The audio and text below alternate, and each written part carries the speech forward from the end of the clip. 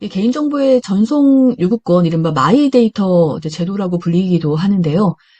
이 개인정보 전송 요구권은 우리 개인정보보호법 35조에 추가되어져서 35조의 2에 규정되어 있는 내용입니다. 35조의 2, 35조의 3 이렇게 해서 관련된 내용들이 규정되어져 있는데요. 그 35조의 3이 전송기관 관련된 내용이라고 한다면 35조의 2가 개인정보 전송 요구권 관련된 전반적인 사항을 좀 규정하고 있습니다. 그리고 이 내용을 근거로 해서 즉 시행령 42조의 2부터 해서 시행령 42조의 14까지가 전송 요구에 대한 구체적인 사항, 그리고 개인정보 관리 전문 기관에 관한 구체적 사항을 규정하고 있고요. 그리고 이러한 이제 개인정보 전송 요구권에 대한 전송 관리나 지원 등에 관련된 이제 사항이 규정되어져야 하다 보니까 개인정보보호법 35조의 4와 그리고 시행령 42조의 15부터 해서 그 시행령 42조의 16 그리고 48조에서 이에 대한 지금 사항을 지금 다루고 있습니다. 때문에 새로 도입되어져 운영되는 제도인 만큼 여러분들께서 주의를 기울이시고 운영해 주실 필요가 있다는 설명을 드리고 싶고, 이미 공공기관 같은 경우에는 이따가도 설명을 드리겠습니다만 공공분야 마이데이터 제도가 운영되고 있습니다. 그리고 개인정보보호법에 근거한 이 전송요구권은 바로 이 공공분야의 그 과학적 행정에 대한 지원을 위해서 공공분야 마이데이터 제도와 연계돼 운영되도록 설계되어져 있는 면이 있다 보니까 여러분들께서 영양평가를 수행하시거나 하실 때 이런 내용들을 살피셔서 운영하실 필요가 있다라는 설명을 드리고 싶습니다. 이미 우리 이제 사회는 4차 산업혁명 시대로 진입을 했습니다. 과거 3차 산업혁명 시대까지가 오프라인 상해 데이터들을 온라인으로 디지털화하고 또 이를 기반으로 프로세스 자체도 디지털화하는 과정을 거쳤죠. 네, 그리고 나서 디지털 대전환을 통해서 이제 모든 것들이 디지털화되는 디지털 경제가 지금 구축되어져 가고 있는 시기다 이렇게 좀 볼 수 있을 것 같은데요. 그러다 보니까 이 디지털 사회는 데이터를 기반으로 해서 데이터가 자원이 되는 사회이기도 합니다. 하지만 지금까지 3차 산업혁명 시대부터 해서 지금까지 여기까지 지금 보통 데이터의 이제 활용이라고 하는 활용 주체는 개인정보 처리자, 즉 공공기관이나 기업에 한정되어져 있는 면이 있었다. 이렇게 볼 수가 있죠. 그러다 보니까 정보 주체가 자신의 데이터를 그에 대한 어떤 소유권을 갖고 개인정보 자기 통제권 등에 근거해서 자신에게 유익한 어떤 그 디지털 환경이 구축되도록 하는 어떤 행사를 해야 할 텐데 법 제도적으로 이런 이제 부분에 한계가 있었던 게 사실입니다. 그러다 보니까 2020년대 신용정보법의 개정을 통해서 이른바 뭐 데이터 3법이라는 이름하에 정보통신망법, 개인정보보호법, 신용정보법을 개정을 하고 신용정보법에 이런 이제 마이데이터 제도를 좀 도입을 해서 운영을 해 오다가 2022년도 즈음에 전자정보법의 개정을 통해서 공공 분야에도 공공 분야 마이데이터 제도를 도입하게 되었습니다. 그래서 지금은 금융 분야하고 이 그 공공 분야가 이 마이데이터 제도를 조금 더 활성화해서 운영해 오고 있는 이제 면이 있었는데 2023년도 이제 법 개정을 통해서 우리 개인정보보호법에도 이 개인정보 전송 요구권을 도입하게 됨에 따라서 이미 이제 2025년부터 해서 이 전송 요구권의 제도가 이제 본격적으로 시행되고 있다 이렇게 볼 수가 있습니다. 그러다 보니까 정보 이제 주체는 자신에 관한 정보를 자기 주도적으로 활용할 수 있게 되었다라고 하는 특징이 있고요. 또 금융 이제 공공 분야와의 연계, 운영 등을 통해서 여기에 대한 좀 전반적이고 전방위적인 어떤 마이데이터의 활용 확대가 이루어질 수 있게 되었다 이렇게 볼 수 있을 것 같아요. 때문에 국민이 자신의 개인정보를 이제 본인 또는 제3자에게 전송을 요구할 수 있도록 규정된 게 바로 이 개인정보 전송 요구권, 뭐 내지는 이동권이라고 볼 수 있다는 점에서 그 기존에 갖고 있던 어떤 그 전자정보법이라든가 아니면은 이제 금융 분야의 시중정보법의 내용을 통해서 운영됐던 것과 연계되어지게 된다라고 한다면 정보 주체의 그 자신의 개인정보에 대한 처리와 관련돼서 개인정보의 처리 능력 등을 고려할 때 그 자신의 그 관한 그 데이터를 능동적으로 활용할 수 있게 된 기반이 이제 마련되게 되었다라고도 볼 수 있을 것 같습니다. 참고로 이 마이데이터 제도는 뭐, 이 전송 요구권 내지는 전송 이동권이라고 하는 거는 뭐 GDPR에도 규정되어 있는 면이 있긴 합니다만, 이렇게 좀 운영되는 이제 방식 자체는, 좀전 세계적으로 좀 우리나라가 좀 고유한 형태를 띠고 있다는 점도 참고해 주실 필요가 있을 것 같아요. 이 마이데이터 제도는 금융 분야, 그리고 공공 분야, 이제, 에다가, 이번 개인정보보호법의 개정으로 의료와 통신 분야, 그리고 에너지 분야까지가, 마이데이터 전송 범위에 해당되게 된다는 특징이 있는데요. 이 공공기관과의 그 데이터 기반 행정 등과 연계된 운영 등을 하거나 하게 되면은 조금 더 활용도를 높이면서 정보 주체 자신의 권리 이제 신장에도 기여할 수 있기 때문에 조금 더 정보 주체의 권리 보장에 좀 능동적이고 이제 순기능적 역할을 할 수 있을 것이다. 이렇게 좀 예측할 수 있을 것 같아요. 그런 점에서 이 마이데이터 제도가 갖고 있는 특징을 기존의 개인정보 처리 방식과 그리고 어, 그 가명정보 처리 방식 그리고 마이데이터 방식으로 해서 비교를 좀 해보게 되면요. 데이터에 대한 보유는 모두 동일하게 개인정보 처리자가 갖고 있는 형태를 띠게 됩니다. 하지만 데이터 활용에 대한 결정 주체가 누구인가에 대해서는 좀 차이를 짓게 되는데요. 이른바 가명 정보를 제외한 이제 협의의 개인정보 같은 경우에는 이 법에 근거해서 개인정보 처리자가 활용에 대한 어떤 결정을 하게 된다. 어떤 목적하에 이용하고 제공하고 또 그 위탁할 것인지 등에 대한 것들을 정하는 게 개인정보 처리자라고 한다면 가명정보 같은 경우에는 가명정보 처리자가 통계 작성, 과학적 연구, 공익적 기록 보도 목적으로 해서 가명정보를 이제 처리하게 되죠. 여기에 대해서 마이데이터 같은 경우에는 정보 주체 본인에 관한 정보를 본인 또는 제3자에게 전송해 주는 것이 특징이다 보니까 본인에게 필요한 어떤 목적에 맞게끔 데이터 활용에 대한 어떤 결정을 정보 주체 스스로가 하게 된다라고 하는 특징이 있게 됩니다. 그런 점에서 개인정보의 동의 등 처리 적법 근거에 대한 것을 또 비교를 해보게 되면, 이 협의의 개인정보 같은 경우에는 동의나 아니면은 뭐 15조 제1항 1호를 제외한 이후부터 7호까지의 뭐 비동의 적법 근거, 내지는 17조에 근거한 비동의 적법 근거, 내지 18조나 19조에 근거한 비동의 적법 근거 등이 있거나 할 텐데, 이 가명 처리 같은 경우에는 정보 주체의 동의를 필요로 하지 않고 활용할 수 있게끔 하는 어떤 제도적 특징이 있다 보니까 가명 정보 처리 시에 동의는 필요하지를 않죠. 그런 점에서 정보 주체의 동의에 대한 어떤 이른바 개인정보 자기결정권을 지나치게 좀 제한하는 면이 이제 없지 않는가라고 하는 비판이 있었고 이러한 비판에 대해서 헌법재판소는 개인을 식별할 수 없도록 하는 어떤 범위 내에서의 활용과 또 식별 가능성을 낮추고 그런 어떤 위반 행위를 한 자에 대한 처벌 등에 대한 어떤 법제도를 마련해 놓고 있다는 점에서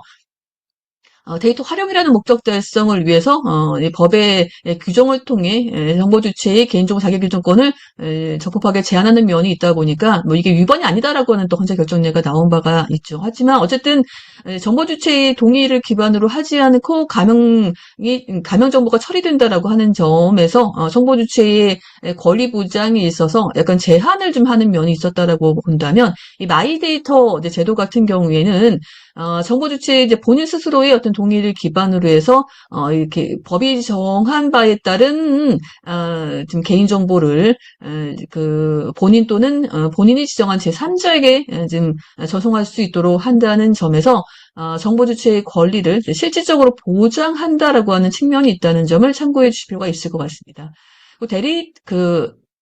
이 데이터의 흐름과 관련해서도 협의의 개인정보 같은 경우에는 적법 근거의 범위 내에서 개인정보 처리자가 그 데이터 활용에 대한 어떤 결정을 통해서 데이터를 활용하게끔 하고 있고, 가명정보 같은 경우에는 가명정보 처리자가 이 가명정보 처리자 내에서 내지는 또 다른 어떤 가명정보 처리자 등과의 어떤 결합 전문기관을 통해서의 가명정보 결합 등을 하는 방법으로 운영되는 면이 있다라고 한다면 이 마이데이터 제도 같은 경우에는 정보 전송자, 즉 개인정보 처리자로부터 그 내려받거나 아니면 제3자에게 이제 직접 전송해달라고 요구를 한다는 점에서 기존에 있던 데이터의 흐름과는 조금은 차이가 나는 데이터의 흐름을 좀 보이게 된다라고 하는 특징이 있습니다. 때문에 개인정보의 왜 그 처리 전반적인 것들이 개인정보 처리 중심으로 설계가 되게 되어서 운영되는 면이 있다라고 한다면 이 마이데이터 제도는 정보 주체 스스로가 그 결정하고 그 전송권을 행사할 수 있게끔 설계가 되어져 있다는 점에서 기존의 개인정보 처리자 중심의 체계와는 좀 사뭇 다른 형태를 띠게 된다라고 하는 특징이 있음을 참고해 주실 필요가 있습니다. 대신에 개인정보 처리자가 갖고 있는 어떤 개인정보에 대해서 정보 주체가 전송 요구권을 행사할 수 있는 것은 아니고요. 화면에 보시는 바와 같은 그 범위의 한정을 해서 운영을 하면서 또 이것도 지금 아직까지는 기반을 좀 그 마련하고 있는 것이다 보니까 현재는 지금 세 개의 어떤 분야, 즉 그 통신이라든가 의료, 에너지 분야에 한정해서 운영된다라고 하는 특징이 있다는 점은 살펴두실 필요가 있을 것 같아요. 어쨌든 우선 정보 주체가 전송을 요구하는 개인정보의 그 이제 범위를 보게 되면은 개인정보보호법 15조 제1항 1호, 23조 제1항 1호, 또 24조 제1항 1호에 따른 동의를 받아 처리하는 개인정보여야 합니다. 그렇기 때문에 일반 개인정보 그리고 민감정보, 고액식별정보가 여기에 해당되게 된다. 이렇게 좀 볼 수 있을 것 같은데요. 그리고 또 14조 제1항 4호에 따라 계약의 어떤 체결 이행, 체결 과정에서 정보 유출 요청에 따른 조치를 이행하기 위해서 처리되는 개인정보, 그리고 그것 외에 이제 그 개인정보 보호의 수집 비용 관련돼서의 15조 제1항 2호로서의 법률에 특별한 규정이 있거나 법령상 의무 준수를 위해 필요한 경우, 내지는 3호는 공공기관이 법령 등이 정한 소관 업무 수행을 위해 필요한 경우, 내지는 민감정보로서 법령 등이 구체적으로 요구가 허용하는 경우, 내지는 고유식별정보로서 법령 등이 정한 바에 따라 구체적 요구가 허용하는 어떤 정보라고 한다면 이것이 정보 주체의 이익이나 공익적 목적을 위해서 관계 중앙 행정기관의 장애 요청에 따라서 보유인과 심의 의결을 해서 전송 요구의 대상으로 지정하게 되면은 이때 전송 요구 대상이 되는 개인정보에 해당하게 된다. 이렇게 볼 수가 있습니다. 때문에 이 각각의 항목 어느 하나에 해당하는 경우에 그 정보 주체가 보내고 난 정보를 전송 요구할 수 있게 되는데요. 그럼에도 불구하고 또 준수되어져야 할 것이 뭔가 하게 되면 바로 2호, 3호에 규정되어져 있는 내용입니다. 그래서 전송을 요구하는 개인정보가 개인정보 처리자가 수집한 개인정보를 기초로 분석, 가공하여 별도로 생성한 정보가 아니어야 한다라고 하는 것이고요. 그리고 전송을 요구하는 개인정보가 정보 처리 장치로 처리되는 개인정보여야 되지 뭐 오프라인상의 문서화된 어떤 정보이거나 하에서는 또 안 된다라고 하는 또 한계의 점이 존재합니다. 때문에 이 데이터에 대한 처리에 있어서 정보 주체로부터 직접 수집한 개인정보, 정보 주체 이외로부터 수집한 정보 등을 기반으로 관찰한 정보 등에 대한 것들은 전송 요건의 대상이 되지만 분석 가공을 해서 별도로 생성한 정보라고 한다면 개인정보 처리자의 어떻게 보면 약간의 노력 등이 포함되어져 있고 또 영업비밀 쪽에 가까운 정보일 수 있다 보니까 보시는 바와 같이 분석 가공해서 별도로 생성한 정보 같은 경우에는 전송 요구권의 대상이 되지 않는다라고 하는 특징이 있음을 참고해 주실 필요가 있을 것 같아요. 이외에 GDPR이 정보 이동권에서도 영업비밀 등에 해당되거나 하게 되면 전송 요구권의 대상으로 삼을 수 없음을 규정해 놓고 있기 때문에 약간 비슷한 맥락에서의 규정이라고 봐주시면 좋겠습니다. 이러한 정보 주체가 소송 요구권을 행사할 수 있는 개인정보는 현행 지금 법령에 따를 때, 개인정보 보호 법령에 따를 때에는 화면에 보시는 바와 같은 네 가지의 유형으로 구분되게 됩니다.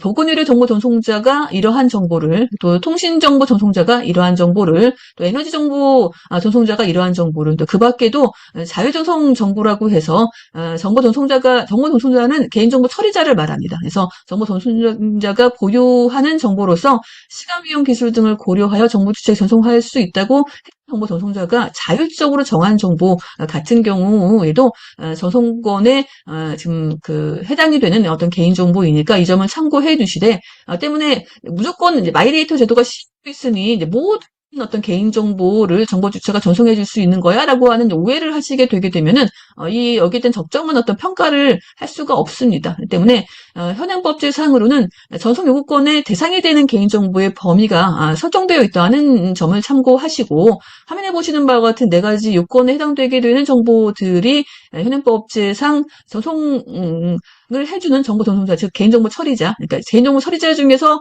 지금 법령을 통해서 지정된 개인정보 처리자가 정보 전송자가 되게 되는데요. 그 정보 전송자가 이렇게 해당 개인정보를 전송해 줄 수 있다라고 봐주시면 되고, 정보 전송자로 지정되어 있는 개인정보 처리자 중에서 이 개인정보 처리자가 이제 별도로 시간, 비용 등을 들여서 생성한 정보 같은 경우라고 한다면, 그럼에도 불구하고 전송되는 어떤 개인정보의 어떤 대상에서 배제가 되게 되니까 이 점 또한 참고해 주실 필요가 있다, 이런 설명을 드리고 싶어요. 원래 이 데이터 대한 개발 활용과 관련을 해서 보시는 바와 같은 단계를 밟고 발전하는 것이 좋다라고 하는 전문가의 주장에 따라서 지금 이러한 어떤 발달 단계를 가지고 운영되고 있는 면이 있습니다. 그래서 지금 현재는 개인정보보호법의 35조의 2, 35조의 3, 35조의 4 등이 시행되게 됨에 따라서 보시는 바와 같이 대리 활용 단계까지 갔고요.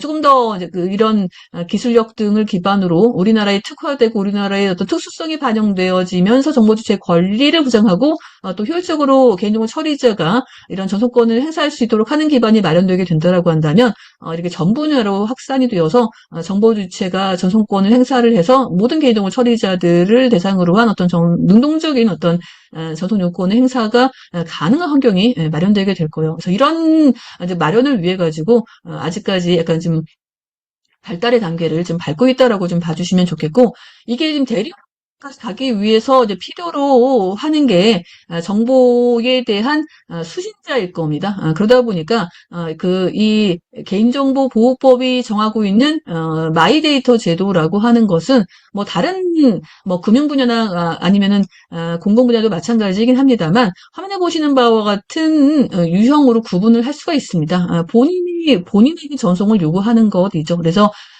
물론 현행법상은 아까도 설명드렸지만 정보 전송자 같은 경우에 는 지금 현재 개인정보 처리자 중에 모든 개인정보 처리자가 아니라 의료나 통신이나 에너지 분야로 한정되어진 정보 전송자에게 요구를 하는 것이긴 합니다만, 본인이 전송해달라고 하는 요구를 할 수 있고, 이것을 기반으로 본인이 정보 수신자에게 주건 본인이 필요로 하는데 활용하건 이렇게 지금 사용하게 되는 방식이고요. 제3자 전송 요건 같은 경우에는 정보 주체가 정보 전송자에게 요구를 해서 일반 수신자 또는 개인정보 관리 전문 기관에게 정보를 전송하게끔 요구하는 방법을 말합니다. 그렇기 때문에 전송 요구권은 크게 화면에 보시는 바와 같은 두 가지의 방법으로 구분할 수 있을 것 같은데요. 대신에 지금 개보위에서 신경 쓰는 부분은 바로 이 부분입니다. 제3자의 전송 요구 관련되어져서 이미 가이드라인도 마련되어 진 바가 있죠. 그렇기 때문에 여러분들께서는 이 두 가지의 방법을 기초로 해서 공공기관이 공공 분야의 마이데이터 제도와 연계되어진 방법으로 전송 요건에 대한 계획과 여기에 대한 점검 등을 하거나 하는 어떤 설계를 할 텐데 이게 적정하게 운영됐는가에 대한 것들을 살펴주실 필요가 있다. 이런 설명을 드리고 싶습니다. 현행 개인정보보호위원회가 추진하는 마이데이터 제도는 국민에게는 개인정보 자기결정권을 강화하고 맞춤형 서비스를 제공하며 서류 발급 등의 불편을 해소할 수 있게끔 하는 효과를 가져올 것으로 예상을 하고요. 또 기업 같은 경우에는 다양한 데이터 융합으로 인해서 혁신 비즈니스를 창출하고 또 기업 간의 경쟁 활성화로 인해서 데이터의 독과점의 완화라던가 스타트업을 뭐 등장시키거나 성장시킬 수 있게끔 하는 견인찰과를 할 거라고 좀 기대를 하고 있습니다. 애초에 GDPR에서 정보에 대한 이동권을 도입했던 것도 이런 빅테크 기업 중심의 데이터의 어떤 집중 현상을 좀 방지를 하고 데이터를 좀 분산시켜서 이런 신기술 분야의 새로운 어떤 스타트업 등의 등장을 지원하게끔 하기 위해서 마련된 면이 있다라고 볼 수 있기 때문에 우리나라에서 도입하는 이런 마이데이터 제도도 같은 지금 기능을 수행하고 같은 효과를 가져올 거라 지금 예견하고 있습니다. 사회적으로는 데이터 기반의 사회로 이제 발달함에 따라서 뭐 공공부자는 과학적 행정의 운영이 필요하고 또 사회 전반에 디지털 경제를 그 좀 구축하거나 형성 내지는 좀 발전시켜야 된다라고 하는 요구가 있다 보니까 이런 요구에 이제 맞춘 운영이 바로 이 마이데이터 제도다라고도 볼 수가 있습니다. 그러다 보니까 아직까지는 이 정보 전송자의 범위에 모든 개인정보 처리자가 포함되는 것은 아닙니다만 그럼에도 불구하고 개보위와 또 관계기관들이 잘 협업을 하게 된다라고 하게 되면 그리고 또 무엇보다 가장 중요한 것은 데이터의 이동이 원활해 하다 보니까 이동이 원활하게끔 하기 위해서는 정보처가 신뢰할 수 있는 보안성이 강화된 안전한 어떤 기반 구축이 필요할 겁니다. 이 마이데이터 제도에서도 이런 안전한 어떤 기반 마련을 위해서 요구하고 있는 안전한 관리 방안 등이 있어요. 그렇기 때문에 그 부분들을 여러분이 또 숙지를 해주실 필요가 있다는 설명을 드리고요. 때문에 개인정보 처리자와 정보 전송자는 현행법상으로는 아직까지는 동일하지는 않다는 점을 살펴두실 필요가 있을 것 같아요. 그런 점에서 각각의 용어별 개념을 좀 정리해보는 시간을 좀 가져볼까 하는 정보 전송자 같은 경우에는 정보 주체의 요구에 따라 보유한 개인정보를 정보 주체 본인 또는 정보 수신자에게 전송해주는 자를 말합니다.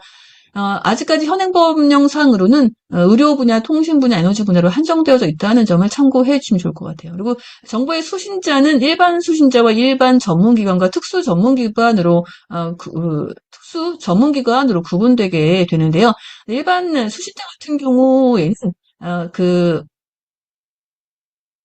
일반 수신자 같은 경우에는 고의 업무를 수행하는 과정에서 수집한 개인정보의 진위 여부 등 단순 확인 목적으로 전송을 받아서 그 개인정보를 처리하는 자들을 말합니다. 그리고 때문에 보통 일반 수신자보다는 일반 이제 전문기관이나 특수전문기관이 이 마이데이터 제도에 조금 더 목적에 부합한다 이렇게 볼 수 있을 것 같은데요. 일반 전문기관 같은 경우에는 제3자 대상 정보 전송자로부터 전송받은 개인정보를 관리 분석해서 통합, 조회, 맞춤형 서비스, 뭐 연구, 교육 등에 이용하는 업무 수행자를 말하고요. 특수 전문 기관 같은 경우에는 정보 전송자로부터 전송받은 개인정보 중에 보건, 의료 정보를 관리 분석하여 통합, 조회, 맞춤형 서비스, 연구, 교육 등에 이용하는 업무 수행자를 말합니다. 그리고 중개 전문기관 같은 경우에는 정보 주체의 전송 요구에 따라서 정보 전송자의 전송을 지원하는 업무를 수행하는 자를 말하고요. 이들이 이제 플랫폼을 근거로 해서 정보를 이제 전송하거나 하다 보니까 참여기관은 바로 이런 정보 주체의 전송 요건 보장을 위해 참여하는 정보 전송자, 정보 수신자, 중개 전문기관 또 인증이 필요하니까 인증기관 또 개인정보의 전송 지원 플랫폼 등을 총칭하는 의미다. 이렇게 볼 수가 있습니다.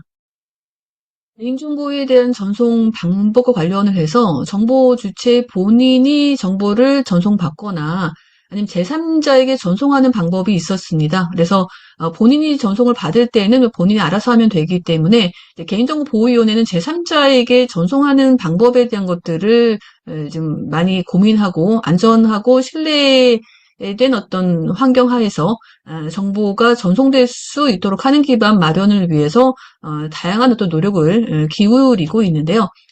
이 제3자에게 전송하는 방식은 정보 전송자에게 정보 주체가 요구를 해서 정보 수신자에게 주는 방식이었습니다. 하지만 플랫폼 운영을 통해 가지고 개인정보가 전송되는 면이 있다 보니까 이 정보 요구서를 정보 주체가 정보 수신자를 통해 정보 그 중개 전문 기관에 전송을 하게 되면은 이 중개 전문 기관이 정보에 대한 어떤 전송 요구서의 정당성을 확인을 해서 정보 수신자에게 정보 요청 권한을 발급하게 됩니다. 그러다 보니까 정보 주체의 이 필요해서 화면에 보시는 바와 같이 연계 정보 방식이나 개별 식별자를 통한 그 식별 방식이나 아니면은 주민등록번호를 통한 식별 방식을 이제 채택해 운영할 수 있게 되는데요. 그 연계 정보 방식 같은 경우에는 해당 전송자와 그 수신자가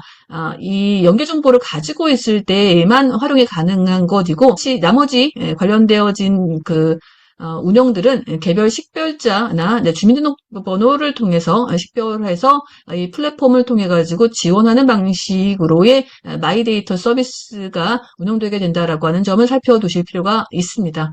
때문에 이 마이데이터 서비스는 이 정보 수신자가 정보 주체의 전송 요구권에 기반을 두고 이 수신한 개인정보를 통해 제공하는 서비스를 말합니다. 네, 정보 그 요구서에 대한 내용을 여러분들이 좀 숙지하실 필요가 있을 것 같은데요.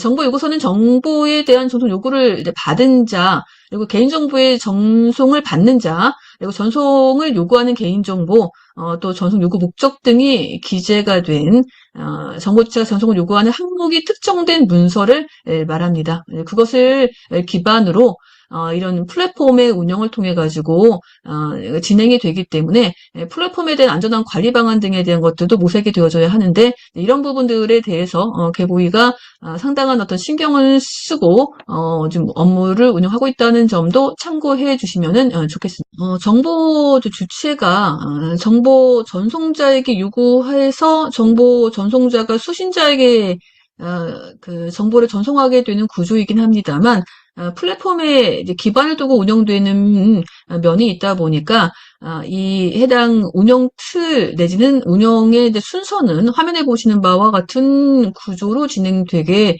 된다라고 봐주시면 좋을 것 같습니다. 따라서 개인정보 전송 요구권은 정보 전송자에게 본인에 관한 정보를 본인에게 직접 달라고 정보 주체가 요구하거나, 아니면은 정보 수신자에게 전송하라고 요구할 수 있는 권리로서 지금은 정보에 대한 전송 기관이 한정되어져 있는 면이 있습니다만, 앞으로 이 전문 기관을 더 확대해 나갈 예정이기 때문에 이 조금 더 원활하고 좀 활발한 마이데이터 제도가 운영될 것으로 예상합니다. 자, 이제는 자동화된 결정에 대한 정보 주체의 권리 보장에 대해서 살펴보는 시간을 가져볼까 하는데요. 이 자동화된 결정에 대한 정보 주체의 권리라고 하는 것은 인공지능 등의 기술 발전에 따라서 자동화된 결정이 광범위하게 활용되고 있기는 하지만, 정보 주체가 지금 개입을 해서 자신의 권리를 행사하거나 하는 방법 등은 마련되어 있지를 않은 한계점을 인식을 하고, 개인의 의사에 반한 어떤 자동화된 결정으로 인해서 개인의 권리가 침해되지 않도록 정보 주체의 대응권을 이제 보장하기 위해서 마련되어진 그 제도라고 봐주시면 좋을 것 같습니다. 그래서 2023년도 법 개정을 통해서 처음으로 도입이 되었고요. 현재 지금 시행되고 있는 법 규정이다 보니까 여러분들께서 혹시라도 영역평가를 수행하러 가셨을 때 해당 공공기관이 자동화된 결정에 대한 어떤 정보를 처리하고 있더라라고 하게 되면 이 법이 요구하는 바에 따른 그 의무 사항들을 잘 준수하고 있는가에 대해서 살펴주실 필요가 있다라는 설명을 드리고 싶습니다.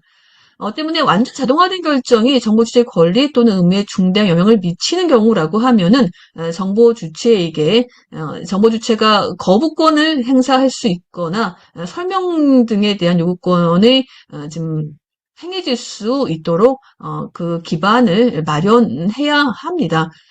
그리고 이 요구에 따라, 정보 주체 요구에 따라서 자동화된 결정의 어떤 적용의 배제나 인적 개입에 의한 어떤 재처리, 네, 설명 등의 어떤 조치 의무를 그 개인정보 처리자가 준수해야 하기 때문에 그 점을 좀 살펴주실 필요가 있다라고 하는 설명을 드리고 싶어요.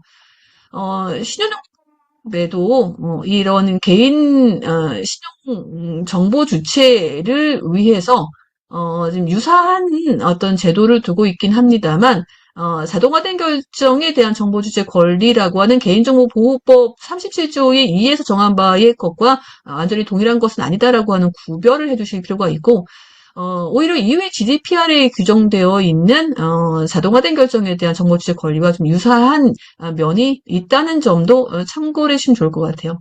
때문에 여기 좀 그 비교를 좀 해보시면 아시겠습니다만 우리 개인정보보호법이 마련하고 있는 자동화된 결정에 대한 정보 주체 권리라고 하는 것은 정보 주체의 어떤 거부 설명 등의 요구가 있다라고 할 경우에는 정당한 사유가 없는 한 해당 그 자동화된 결정에 대한 것들을 적용 배제하거나 인적 개입을 통해 그 재처리를 할 수 있도록 해야 하고요. 설명 등의 필요한 조치를 하도록 의무화하고 있는데 여기 보시는 바와 같이 이외 GDPR에서도 이제 비슷한 관점에서의 정보 주체 권리를 보장하기 위한 방안을 마련하고 있다라고 봐주시면 좋겠습니다. 여러분들께서는 자동 결정에 대한 정보주체 권리와 관련되어져서 크게 주의 깊게 봐주셔야 될 부분이 있는데요. 하나는 적용되지 않는 부분이 이제 무엇인가에 대한 점검이고요. 또 하나는 자동화된 결정이 과연 무엇을 의미하는가에 대한 점검입니다. 그래서 지금부터는 이제 그 부분을 살펴보는 시간을 갖도록 하겠습니다. 우선 자동화된 결정이라고 하는 것은 완전 자동화된 시스템이어야 한다라고 하는 요구 조건이 붙게 됩니다. 그렇기 때문에 예를 들면 A라고 하는 공공기관에서 가라고 하는 업무 처리를 추진을 하면서 이 가라고 하는 업무 처리의 어떤 검증 등을 지금 인공지능 시스템을 통해서 마련을 하고 이 검증 절차를 통해 가지고 가부가 정해지게 되고 이것이 참고로 그 가부 사항들이 정보 주체에게 적용되게 된다라고 할 경우에는 처음부터 끝까지 완전히 자동화된 어떤 시스템에 의해서 그 정보 주체에게 실질적이고 의미 있는 개입이 행해지는 것이 되기 때문에 이럴 경우에는 완전 자동화된 시스템에 의해서 운영되게 된다라고 하는 특징이 있습니다. 무엇보다 이 자동화된 대한 판단을 위해서는 개인정보 하는 것이어야 하고요. 또 개인정보 처리자에 의해서 결정이 있어야 하면서 정보 주체에 대한 결정이어야 합니다. 그렇기 때문에 만약에 A라고 하는 기관이 채용 등의 행위를 하면서 인공지능 면접관을 도입을 해서 인공지능을 통해서 면접 행위를 심사하긴 합니다만 면접 결과에 대한 최종 결정들 이런 채용 심사위원회 등에서 행하더라라고 하게 되면은 어느 정도는 자동화된 결정이 포함되긴 합니다만 어떤 처리와 최종적인 결정 사이에 실질적인 어떤 관련성을 두고 완전히 어떤 인공지능의 기반을 두고 실질적인 어떤 결정이 이루어진 게 아니라 이 위원 관여를 해서 위원회의 검증도 가지고 결정이 이루어진 것이기 때문에 이럴 경우라고 한다면 결정으로 이어진 것은 아니어서 이때에는 완전 자동화된 어떤 결정에 해당되지는 않는다 이렇게 볼 수 있겠죠. 또 다른 법률이 특히 규정이 없어야 한다라고 하는 한계점이 존재합니다. 아까 제가 적용 배제되는 부분이 뭔지를 살피라라고 하는 설명을 드렸습니다만 바로 이게 그 내용에 해당되게 되는데요. 현재 지금 개인정보보호법 37조의 2에서는 행정처벌법 20조에 근거한 자동적 처분이 된다라고 한다면 이 자동화된 결정에 적용을 하지 않는다라고 하는 규정을 두고 있습니다. 그것 외에도 다른 법에 따라서 인신정보법 등 관련된 법에 의해 가지고 운영되는 것들도 적용이 제외되거나 하기 때문에 이런 부분을 좀 살펴가지고 운영해 줄 필요가 있다는 설명을 드리고 싶고요.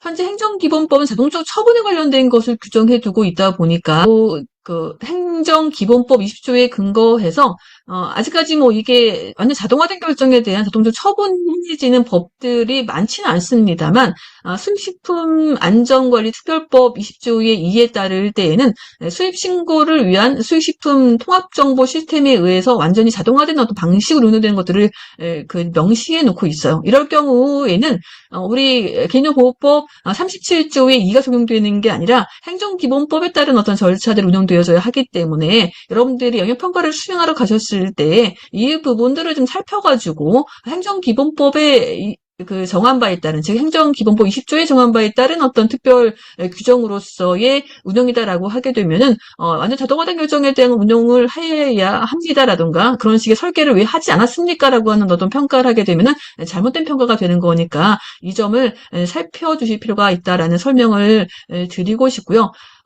이 자동화된 시스템에 의해서 처리되는 과정에서 실질적인 어떤 인적 개입이 있는 경우에는 자동화된 어떤 결정에 해당하지를 않아서 별도의 어떤 조치 의무가 발생하지는 않지만 개인정보 처리자는 어떤 실질적인 인적 개입이 있었는지에 대한 입증을 또 해야 하기 때문에 그 결정 과정에 사람이 개입하는 정도와 이것이 어떤 단계에서 일어나는지에 대한 것들을 확인하고 기록하는 것이 바람직합니다. 때문에 여러분들께서는 이 부분도 좀 확인을 하셔가지고 해당 공공기관이 자동화된 결정에 따른 어떤 정보 취득 권리가 보장될 수 있도록 적절한 어떤 방법으로 운영되는지에 대한 것들을 평가해 주실 필요가 있다라는 설명을 드리니까 이 점을 참고해 주시면 좋겠습니다. 자, 이제는 정보 주취 권리 보장에 대한 것은 어느 정도 살폈기 때문에 분쟁 조정과 개인정보 단체 소송에 대해서 살펴보는 시간을 갖도록 하겠습니다. 분쟁 조정과 개인정보 단체 이제 소송은 개인정보보호법 7장과 8장에 규정되어 있는 내용들이다 보니까 정보주체 권리 보장이 규정되어 있는 5장과는 구분되어지는 면이 있는 것이 사실입니다. 그럼에도 불구하고 침해가 발생했을 때 정보주체의 권리를 보장하고 사후 구제를 하기 위해서 내지는 현재 침해가 발생한 행위 등에 대한 것들을 중지하거나 하기 위해서 마련한 제도가 바로 분쟁 조정과 개인정보 단체 소송이라고 하는 점에서 여러분들은 그 부분을 살펴서 이 해당 내용을 들어주시면 좋겠습니다. 무엇보다 분쟁 조정은 접근하는 방식이 크게 두 가지가 있습니다. 하나는 개인이 직접 하는 방식이고 하나는 집단이 50명 이상 등 집단이 이제 행하는 분쟁 조정 방식이 있기 때문에 이것을 구분해 접근해 주셔야 된다라고 하는 특징이 있으니까 이 점을 참고해 주시고 또 우리 개인정보보호법상으로는 집단 소송이 없습니다. 단체 소송에 관련된 규정을 두고 있기 때문에 집단 소송과 단체 소송은 구별되어지는 면이 있다는 점도 참고해서 들어주시면 좋겠습니다. 무엇보다 분쟁 조정 제도는 실효성 확보를 위해서 2023년도 법 개정을 통해서 지금 제도 개선을 단행한 바가 있습니다. 분쟁 조정 제도 자체가 권리를 좀 구제하는, 정보 취재 권리를 구제하는 측면이 있는데, 개인정보의 권리가 침해되었을 때 소송에 앞서서 개인정보 분쟁조정위원회 조정을 통해서 신속하게 권리를 구제받기 위해서는 조정 신청 시에 의무적으로 응해야 되는 기관이 공공기관의 하나다 보니까 실효성이 좀 없다라고 하는 지금 한계점이 있어서 분쟁조정위의 어떤 실효성 확보를 위해서 이 대상을 좀 확대한 면이 있고요.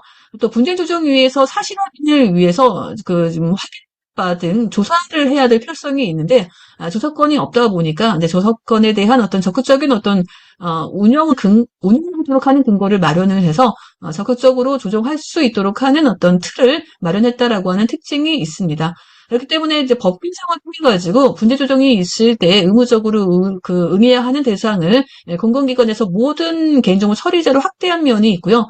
분쟁 조정 관련된 사실 확인이 필요한 경우에 현장 출입이나 자료 조사 등 사실 조사에 대한 법적 근거를 명확히 규정토록 했다라는 점과 당사자가 조정안에 대한 수정 여부를 알리지 않을 경우에 거부로 간주하던 것을 수정 간주하게 전환된 면이 있기 때문에 이 부분이 좀 상당히 좀 중요합니다. 그래서 여러분들이 이 부분을 살펴두실 필요가 있을 것 같아요. 기존 거부로 간주가 되다 보니까 분쟁 조정에 대해서 어떠한 대응을 하지 않아도 그냥 크게 문제가 없었습니다만 이제는 그 수락으로 간주되게끔 법이 개정되어졌기 때문에 공공기관에서는 항시 모니터링을 해서 분쟁 조정 등의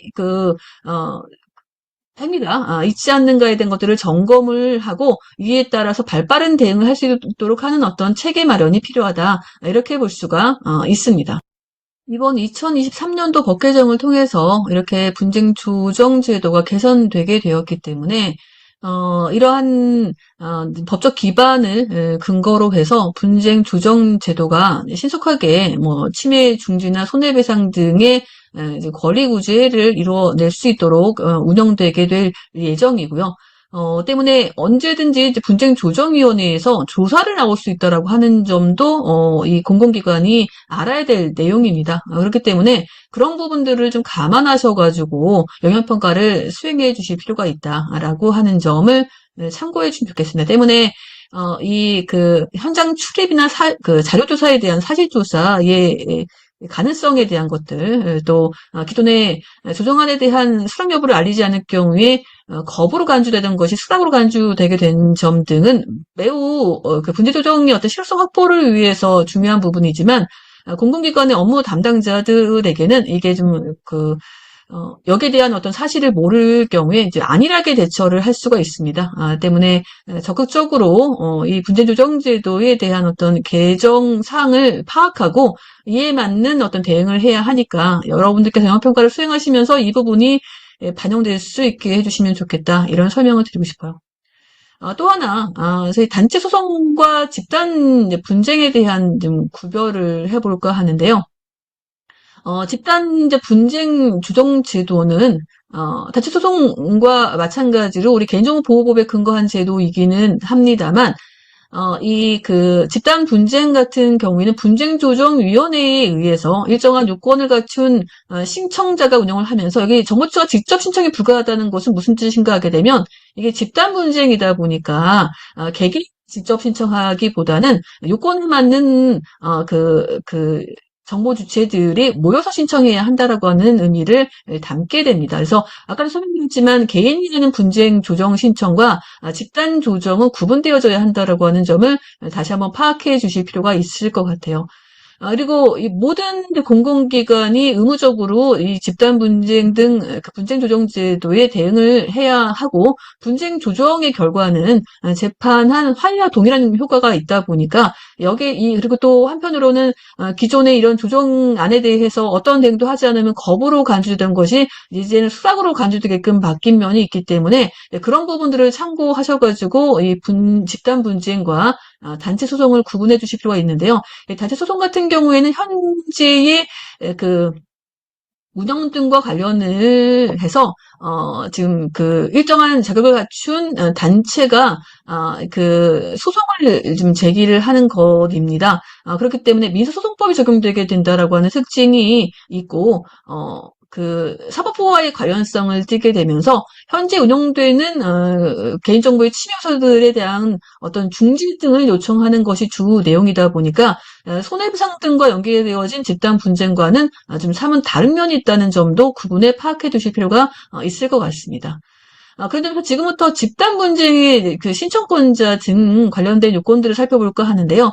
보시는 바와 같이 정보 주체이긴 합니다만 정보 주체 개인은 안 된다. 50명 이상의 요건을 갖춘 그 범위 내에서 신청 요건을 갖춘 범위 내에서 신청권자가 신청을 할 수 있다라고 하는 점을 참고해 주시면 좋겠고 보시는 바와 같이 온라인이나 서면 등의 방식으로 분쟁 조정을 신청하게 되면은 이에 따라서의 그 절차대로 해서 분쟁 조정이 이루어지게 된다는 점을 참고해 주시면 좋겠습니다.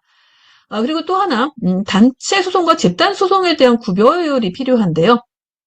질문 하나 드리도록 할게요. 현행 개인정보보호법제상 집단 소송에 관련된 규정을 두고 있다. 이 명제가 참일까요? 거짓일까요?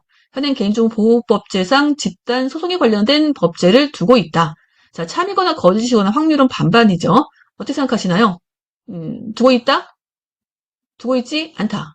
자, 정답을 공개하면 여러분들도 이미 파악하셨겠지만 집단 소송 관련된 규정은 우리 개인정보보호법제상 없습니다. 그러다 보니까 단체 소송을 집단 소송으로 오해하는 경우가 있는데요. 이 프라게라고 하는 단체 소송은 보시는 바와 같이 위법한 행위에 대한 금지나 중지를 이 소송의 목적으로 삼고 있습니다. 그리고 일정한 요건을 갖춘 단체가 소송을 수행한다라고 하는 특징이 있고요. 이에 따른 기대 효과는 피해 확산 방지나 예방에 초점을 두고 있습니다. 그렇기 때문에 이러한 단체 소송을 통해서 이루어낸 어떤 판결에 대한 효력은 다른 단체에도 미친다라고 하는 어떤 판결의 효과가 있죠. 여기에 대해서 집단 소송은 이해관계가 밀접한 다수가 소송을 제기하는 것으로 우리 개인정보보호법에 규정되어 있는 내용은 아닙니다. 그리고 이 집단 소송은 금전적인 피해 구제를 주 내용으로 한다라고 하는 것이고요. 이 단체 소송이 위법행위에 대한 금지나 중지를 통해서 피해 확산에 대한 방지나 예방을 주 내용으로 한다라고 한다면, 이 집단 소송은 피해 사후 구제를 주 내용으로 합니다. 그리고 이제 모든 피해자에게 판결 효과가 미칩니다만, 제외 신청을 한 사람이 있다라고 한다면 그 판결의 효과를 좀 받지는 못한다라고 하는 한계점도 존재하죠. 그렇기 때문에 보통은 단체 소송을 이 금전적인 피해 구제를 하는 것으로 오해를 하는 분들이 왕왕이 있는데 여러분들께서는 이 부분을 좀 구분해서 살펴두실 필요가 있다는 설명을 드리고 싶고요. 우리 개인정보보호법은 집단 소송은 없고 집단 분쟁 조정에 대한 것은 규정하고 있다는 점도 살펴두시면 좋겠습니다. 이 단체 소송은 보시는 바와 같은 일정한 요건을 가진 단체가 신청을 할 수 있습니다. 때문에 개인이 신청할 수는 없다. 일정한 요건을 갖춘 단체가 신청하는 것이다라고 하는 점에서 집단 분쟁 조정과 좀 유사한 면이죠. 집단 분쟁 조정도 일정한 수 이상의 정보 주체에 대한 어떤 신청 요건을 갖춰야지만 신청할 수 있기 때문에 그렇습니다. 하지만 이 단체 소송 같은 경우에는 지금 법이 정한 바에 따른 단체여야 한다라고 하는 또 그 특수성이 있으니까 이 점을 참고해 주시고요. 이 단체 소송의 대상이 되는 그 내용은 개인정보 처리와 관련된 정보 주체의 권리를 침해 행위가 있고 소제기 당시에 권리 침해 행위가 계속되고 있어야 한다는 점입니다. 그래서 때문에 과거의 침해 행위는 단체 소송의 대상이 되지를 않는다는 점도 주의해서 봐주실 필요가 있을 것 같아요. 이 단체 소송에 대한 내용은 권리 침해 금지, 중지만 청구할 수 있기 때문에 예를 들면 개인정보의 목적의 이용이나 제공 금지라던가 개인정보 열람 요구권에 대한 어떤 침해 중지 등을 주 내용으로 합니다. 그렇기 때문에 개인정보 유출 또는 오남용으로 인한 손해배상 청구는 내용으로 하고 있지를 않다는 점도 구분해서 살펴두시면 좋겠습니다. 그리고 원고의 청구를 객하는 판결이 확정된 경우에 이와 동일한 사안에 관해서는 다른 소비자 단체나 비영리 단체도 다시 소제기를 할 수가 없고요. 대신에 개별 정보 주체들은 개인정보의 단체 소송의 결과에 관계없이 권리 침해 행위에 대한 금지 중지를 구하는 소송 또는 손해배상을 청구하는 소송을 제기할 수 있습니다. 때문에 단체 소송이 갖고 있는 어떤 효과성에 대한 것들도 살펴두실 필요가 있죠. 자, 이제는 정보 주체의 권리 보장과 관련을 해서의 침해 구제로서의 손해배상 책임에 대해서 살펴보도록 하겠습니다. 손해배상 책임에서 살펴보기 위해서는 우선은 보시는 바와 같은 손해배상 책임 보장 의무 대상자에 대해서 좀 살펴볼 필요성이 있는데요. 물론 이것은 손해배상 책임과는 직접적인 관련이 없긴 합니다만 이번 법 개정을 통해 가지고 의무 대상자의 범위를 확대하도록 하되 기존에 있던 정보통신 서비스용자에게 요구됐던 기준에서의 조정이 있다 보니까 여러분들이 손해배상 책임과 관련되어져서 해당 내용도 좀 알아두시는 게 좋을 것 같아서 제가 좀 가지고 왔습니다.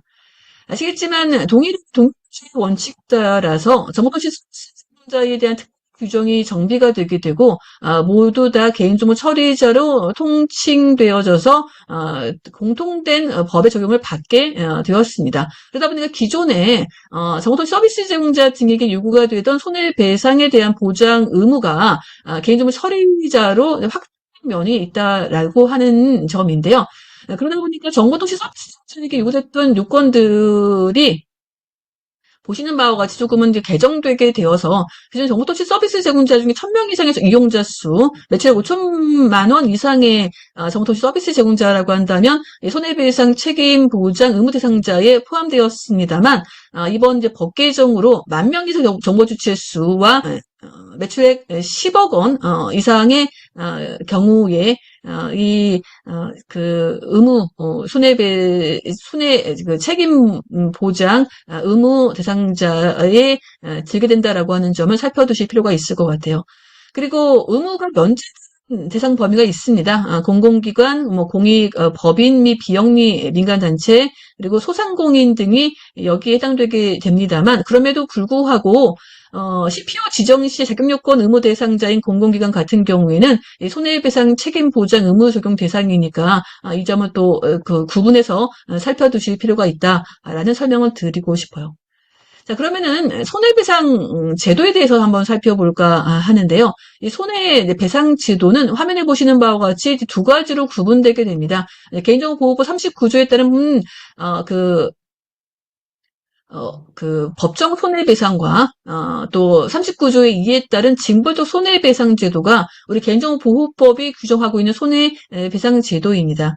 이 징벌적 손해배상, 법정 손해배상의 차이라고 한다면 이 법정 손해배상 같은 경우에는 개인정보 처리자의 고의과실로 개인정보가 분실, 도난, 유출 등이 된 경우에 여기에 대해서 손해를 이제 배상토록 하고 있는 것인데요. 이 고의과실에 대한 고의과실이 없다는 것들을 개인정보 처리자가 입증을 해야 합니다만 이 피해자에 대해서 이 징벌적 손해배상제도와 법정 손해배상제도의 차이점을 살펴보게 된다라고 한다면, 이 법정 손해배상제도는 개인정보 처리자의 고의과실로 개인정보가 분실, 도난, 유출 등이 된 경우를 말하고요. 징벌적 손해배상제도는 개인정보 처리자의 고의 중과실로 인해서 개인정보가 유출되거나 동의 없이 개인정보를 활용해 피해가 발생했을 경우에 적용되게 되는 특징이 있습니다. 때문에 법정 손해배상제도와 징벌적 손해배상제도에 약간의 차이점이 있다는 점을 구분해 주실 필요가 있고, 이 둘 모두 다 입증 책임이 개인정보 처리자에게 있습니다. 때문에 고의 과실이 없다는 것들을 내지는 고의 중과실이 없다는 것들을 개인정보 처리자가 입증을 해야 합니다만 보통 이 법정 손해배상은 정신적인 피해, 즉 위자료와 관련되어지다 보니까 개인정보 처리자가 법이 정한 바에 따른 것들을 다 준수했음에도 불구하고 발생한 사유일 경우에는 법정 손해배상의 책임이 면제가 되기는 합니다만 그럼에도 불구하고 입증 책임이 개인정보 처리자에게 있어서 피해자인 정보 주체가 입증하기보다는 개인정보 처리자에게 입증의 부담을 좀 주고 있는 것이 사실입니다. 하지만 이 징벌적 손해배상 같은 경우에는 정신적 피해 같은 경우에는 당연히 개인정보 처리자가 입증을 해야 합니다만 재산 같은 경우에는 피해 정도에 대한 것들을 피해자가 더 잘 알 수 있다는 점에서 입증 책임이 원칙적으로는 개인정보 처리자에게 있긴 합니다만 그럼에도 불구하고 재산 분야 같은 경우에는 여기에 대해서 조금 더 구체적으로 피해자가 입증을 좀 할 필요가 있다. 피해의 범위 등에 대해서는 피해자가 입증을 할 필요가 있다는 점을 참고해 주시고 2024년 법 개정으로 손해배상에 대한 어떤 징벌적 손해배상에 대한 피해액의 범위가 기존의 3배 이내에서 5배 이내로 개정되게 되었습니다. 그렇기 때문에 이 부분도 좀 참고를 해주시면 좋을 것 같아요. 그리고 법정 손해배상 같은 경우에는 300만 원 이하의 범위 내에서의 금액을 배상하도록 하고 있지만 징벌적 손해배상 같은 경우에는 실제 피해 5배 이내의 범위 내에서 배상을 하도록 하고 있기 때문에 이 점 또한 좀 참고해 주시면 좋겠습니다. 자, 이제는 마지막으로 법의 적용의 일부 제외 등에 대해서 살펴보는 시간을 갖도록 하겠습니다. 이번 이제 법 개정으로 개인정보보호법에 대한 적용 일부 제외 조항이 좀 개정되게 되었습니다. 그래서 58조 제1항 1호와 3호에 해당되게 되는 경우에 기존에는 3장부터 실장까지 규정이 적용 제외되도록 규정되어 있었는데 이번 이제 법 개정으로 6장이 삭제가 되게 되고 이 기존의 이제 7장, 8장 등에 대한 것들을 명시어로 규정을 해서 화면을 보시는 바와 같이 국가안전보장과 관련된 정보 분석을 목적으로 수집 또는 제공 요청되는 개인정보나 언론기관은 취재 보도 목적으로, 종교단체는 선교 목적으로, 또 정당은 선거 입후보자 추천 등의 고유 목적을 달성하기 위해서 수집 이용하는 개인정보 등만이 개인정보 보호 3장부터 8장까지의 규정 적용 제외되도록 하고 있고요.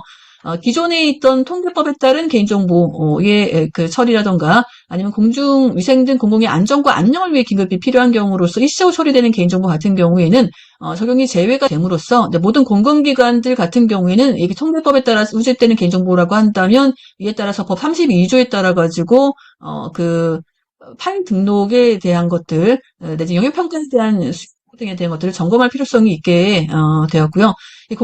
공공의 안전과 안녕을 위해 긴급히 필요한 경우라고 하는 것도 뭐 파일 적용 대상에서 배제가 되거나 할 수 있는 영역이 분명히 존재하기는 하지만 개념보호법 15조 제 1항 그 7호나 뭐 17조 제 그 1항 2호 뭐 18조 제 그 2항 10호 등에 포함되게 되어서 어쨌든 법의 적용 테두리 안에서 운영되게끔 하고 있으니까 이러한 들을 좀 잘 점검하셔가지고 파일 등록이나 아니면은 그 저희 관련된 조치들 등에 대한 것들이 적절하게 운영될 수 있도록 해주실 필요가 있다라고 하는 설명을 드리니까 이 점을 참고해 주시면 좋을 것 같아요.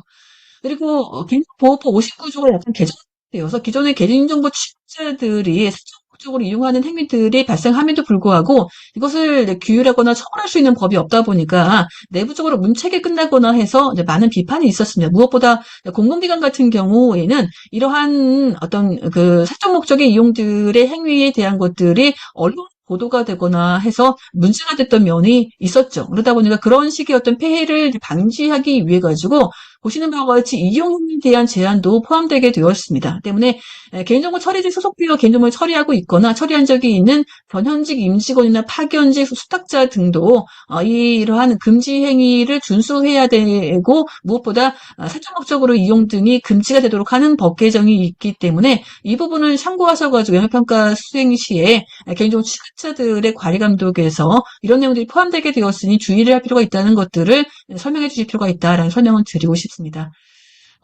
다시 가서 이 개념보호법 3장부터 8장까지 규정이 적용 제외가 된다라고 하는 말이 이제 무슨 의미인가에 대한 것들을 살펴볼 필요가 있을 것 같은데요. 보시는 바와 같이 3장부터 8장까지 적용이 제외되기 때문에 1장부터 2장과 10장은 적용이 되게 됩니다. 그렇기 때문에 그 각각의 공공기관에서는 이러한 1장부터 2장, 9장, 10장 적용됨을 좀 참고하셔가지고 개인정보 보호의 원칙에 따라서 운영되도록 하는 설계, 정보 주체의 권리가 보장되도록 하는 어떤 그 정책 마련 등이 이루어질 수 있도록 할 필요가 있다라는 설명을 좀 드리니까 이 부분을 참고해 주시면 좋겠고 특히 중앙 같은 경우에는 개인 어떤 법령 개정 등을 통해서 개인정보 보호법을 어떤 법 제도를 만들려고 하거나 하는 경향이 있습니다. 때문에 영역평가를 수행하시거나 하셔서 혹시 그런 식의 것들이 이제 발견되거나 하게 된다라고 한다면 개인정보 평가 등에 대한 것들을 신청해서 개인정보 보호법의 그 법 준수의 체계 안에서 운영될 수 있도록 하라라고 하는 요구도 해주시면 좋겠다라는 부탁을 드리니까 이 점을 참고해 주시면 좋겠습니다. 한 가지 아까 저희 적용 제외되는 조문과 관련되어져서의 사례를 좀 하나 볼까 하는데요. A씨가 영상으로부터 수집한 어떤 영상 정보를 군경 합동 상황실 이외에 통합방위지원본부 전체에서 이용하고 검색하는 좀 행위를 하려고 하다 보니까 이게 좀 적정한 것인가에 대한 것들을 개인정보보호위원회에 요청한 건에서 개인정보보호위원회는 이러한 어떤 그 통합 관제센터가 관제하는 영상정보 처리기기로부터 수집한 영상정보를 이용하고 검색할 수 있다. 그 근거는 개인정보보호법 58조 제1항에 따른 것이다라고 하는 결정을 내놓은 바 있기 때문에 이 부분도 여러분들이 좀 참고해서 봐주실 필요가 있다라고 하는 설명을 드리니까 이 점 참고해 주시기 바랍니다. 이제는 위반시 제재 에서 살펴볼까 하는데요. 우리 개인보호법은 이러한 그 법 위반과 관련을 해서 형사제재와 행정제재, 그리고 민사제재 등에 대한 것들, 또 그 외에도 분쟁 조정이나 그 단체 소송 등에 대한 것들을 좀 규정해 놓고 있습니다. 그렇기 때문에 이 틀 안에서 운영이 되게 된다라고 봐주시면 좋을 것 같은데, 개인정보 처리자는 어쨌든 이러한 어떤 법 적용과 관련을 해서 어, 보시는 바와 같은 어떤 책임을 이제 묻도록 하고 있기 때문에 이런 어떤 체계에 대해서도 여러분들이 조금은 구체적으로 파악해 두실 필요가 있다는 설명을 드리고 싶어요. 그렇기 때문에 상으로는 어떤 그 유출 효과가 발생하거나 아니면 또 그 언론에 보도가 되거나 하게 된다라고 한다면 뭐 그 합동점검단 등이 나가서 실태 점검 등을 하거나 해서 관련된 사항들을 파악을 하고 그다음 행정에 대한 제재를 이제 실시하게 됩니다. 근데 그 밖에도 앞서 살펴봤던 분쟁 조정이나 집단 분쟁 조정이 있을 수가 있고요. 또 법정 내지 징벌적 손해배상 제도가 있을 수가 있죠. 근데 그것 외에 뭐 위반 행위 등이 발견되거나 하게 된다라고 한다면 형사 처벌을 하도록 하고 있는 제도를 두고 있는데 문제는 이 경미한 위반 사항까지 형법을 규정하다 보니까 개인정보 업무 담당자들의 업무 과중되고 정말 헌신해서 업무를 하고 있는데 막상 그 업무 처리하는 과정에서 발생한 행위들로 인해 가지고 형사 책임까지 묻거나 하게 된다라고 하게 되면은 너무 좀 그 과중하다라고 하는 문제점이 도출되었고요. 무엇보다 이렇게 지금 공공기관 같은 경우에는 이 그 순환직 등으로 인해 가지고 이 그 업무가 계속 바뀌거나 하게 되다 보니까 여기서 개인 업무에 대해서 뭐 능숙하거나 하지를 못할 가능성이 있습니다. 그러다 보니까 이 개인정보 업무를 담당하는 담당자의 지위에 있는 것을 좀 꺼리거나 기피할 가능성이 꽤 높게 되죠. 그러다 보니까 개인정보 보호를 위해서의 어떤 책임을 묻도록 하는 것이긴 하지만 지나치게 개인 어떤 중심의 운영으로 진행되다 보니까 기관에게 뭔가 위협의 효과 내지는 예방 효과를 주기보다는 개개인에게 업무 담당자들에게만 부담으로 작용하게 된다는 면이 있어서 이제 법 개정을 통해 가지고 이 과징금에 대한 상한액을 보시는 바와 같이 위반 관련 매출액 3% 이하로 정하도록 해서 그 다른 어떤 행위범에도 보시는 바와 같이 좀 과징금으로 운영토록 해서 그 해당 조직 좀 부담을 가하고 이 조직이 이런 식의 어떤 그 금액에 대한 대비 오히려 매 순간마다 개인정보보호법을 준수하는 어떤 보호 체계를 확립하는 것이 이렇게 좀 과징금을 부과하는 것보다는 더 효과적이다라고 하는 더 판단할 수 있게끔 하는 어떤 실효성 제고를 위한 방법으로 개정된 면이 있다는 점을 참고해 주시면 좋을 것 같습니다. 그러다 보니까 형법 중심의 제재에서 경제 제재 중심으로 전환된 면이 있다는 것이 특징이고요. 대신에 과징금을 산정할 시에는 위반 행위에 상응하는 어떤 비례성과 효과성이 확보될 수 있도록 하기 위해 가지고 위반 행위 관련 없는 매출액은 제외하도록 하는 걸로 최종 확정이 되었으니까 이 점도 참고해 주시면 좋겠습니다. 또 과징금에 대한 어떤 비례 산정에 대한 좀 그 위반과 관련을 해서 보시는 바와 같이 중대성 판단 기준은 화면에 보시는 바와 같으니까 이 점을 참고해 주시고 또 영세 어떤 사업자, 중소 사업자 등의 부담을 좀 줄이게끔 하기 위해서 납부기 한은 2년 범위 내에서 연기할 수 있도록 하거나 분할하여 납부할 수 있도록 하는 또 근거를 마련을 또 하고 또 과징금의 산정 어떤 기준을 좀 과거에 그 3개의 구간 내에서의 어떤 비율 조정 방식에서 4개의 구간 내에서의 어떤 비율 선택 방식으로 전환한 면도 있으니까 이 점을 또 참고해 주시면 좋겠습니다. 이 정도로 해서 저희 개인정보보호법에 대한 강의를 마무리할까 하는데요. 영향평가를 수행하시는 여러분들은 이런 개인정보보호법에 대한 전문가이시고 전문성을 바탕으로 해서 그 사전에 어떤 개인정보 파일의 운영도와 관련을 해서 위험 분석을 해서 위험도를 낮추기 방안 등을 마련해 주시는 분들이십니다. 때문에 여러분들이 제대로 평가를 해주시는 게 그리고 또 제대로 된 평가를 기반으로 한 대책 마련을 설계해 주시는 게 이러한 변화하는 사회, 즉 인공지능 등 어떤 신기술 등을 기반으로 한 진정보화 사회에서 그 상당한 어떤 그 긍정적인 어떤 선순환 효과를 불러온다는 자긍심을 가지시고 자부심과 자긍심 또 한편으로는 책무감을 기반으로 보다 적합하고 또 안전하고 신뢰할 수 있는 개인정보 그 처리 내지는 관리 기반이 마련될 수 있도록 영향평가를 수행해 주시면 감사하겠습니다. 이것으로 개인정보보호법 강의를 마무리하도록 하겠습니다. 감사합니다.